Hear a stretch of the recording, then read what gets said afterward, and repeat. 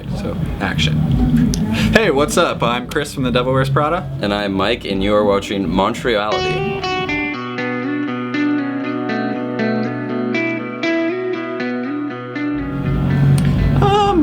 Well, I can speak for myself. I can't speak for everyone in the band, but I actually was planning on going to college and wasn't planning on doing this at all, so I was doing all the extracurricular activities and doing all the honor society stuff until this band started, and then I stopped caring. But both him and I were actually going to school, regular high school, while playing like weekend House of Blues shows and stuff. So we finished and actually graduated regular high school, and I mean I had fairly good grades and stuff. I tried super hard, but the rest of our bands are, everyone is deadbeats, and nobody else has high school diplomas, and not really, but Came from broken homes. yeah, everyone's from broken homes. Yeah, no, we're all smart people, I guess you could say. It doesn't mean that translates into good grades always, but we ain't dumb. We ain't dumb. I was a very quiet student. I was same as Chris, pretty good grades. The other guys, like Andy was always really quiet in school. Jeremy was a little bit of a troublemaker. We went to driving school together. That was our first real, confrontation. Yeah, our first real true hangout sesh. Trying to learn how to drive. These are good questions. What's funny is we both worked in the frozen treat industry. I worked at a concession stand for like the little kids after they had soccer matches or whatever. They would run up and they would get their post-game treats, and I was the guy that made snow cones. That was my job. I did that, and I actually refereed little girls in soccer, and those are the only real jobs I've ever had. Mike? I had a number of jobs. My longest lasting one was Dairy Queen, which was my frozen treat endeavors. Yep. And I did that for a few years. I bought a car. I bought my Mazda. That's what the first thing I bought with my paycheck was. Do you remember at all? No, I think don't. we all kind of bought cars around the same time. That was like all of our first big purchases. Yeah. When we came out of Warp Tour, I remember we were all buying cars, but hot rollers. Finished Warp Tour buying cars. No big deal. But I don't remember what my first. I moved big out of one my was. parents' house. I don't know. Yeah, I guess there was that too. Yeah, some of that.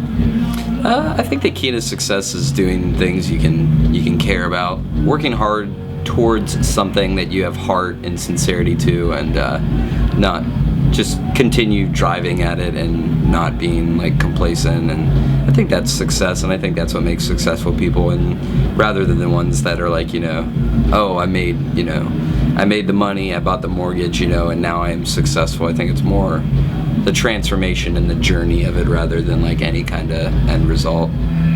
But I have nothing to add.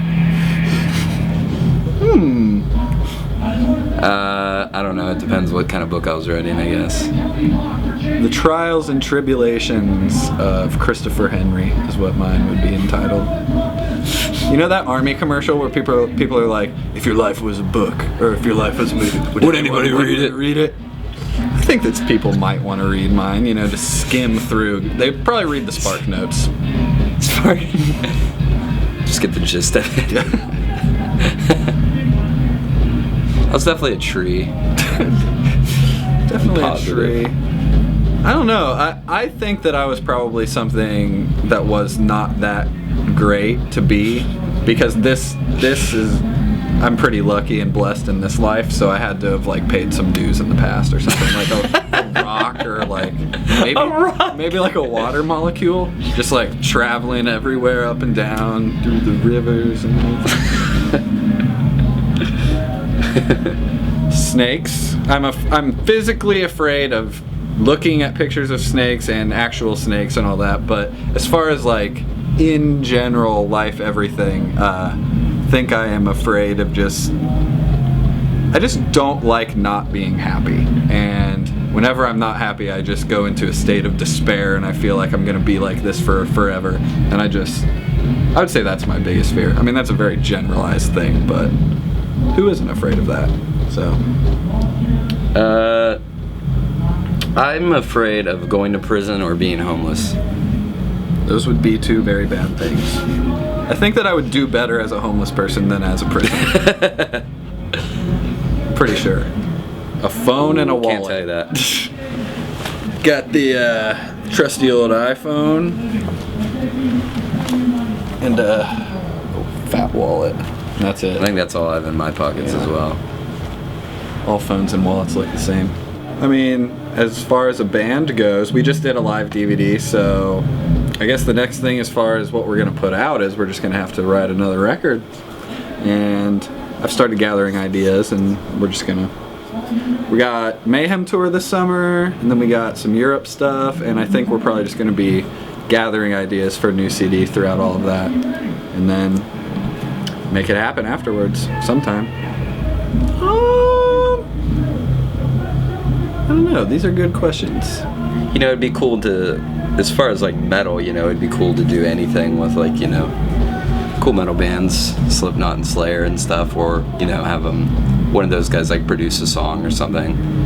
That'd be definitely something we'd be interested in. Or Before we just recorded this last album, we always wanted to work with Adam D from Killswitch, because I always think that Killswitch is like the perfect blend of heavy metal that's also accessible, and I guess that's what we're trying to kind of do without going too accessible. And we actually got to work with Adam from Killswitch, so that kind of was just more of a, we've already done it, I guess you could say. So that was cool for me, because I always looked up to them as musicians and everything growing up, and I liked their songs and all that, and he was a really big help with Dead Throne, so that was actually really cool. We actually did do that. I've thought about this before. Oh, I can draw.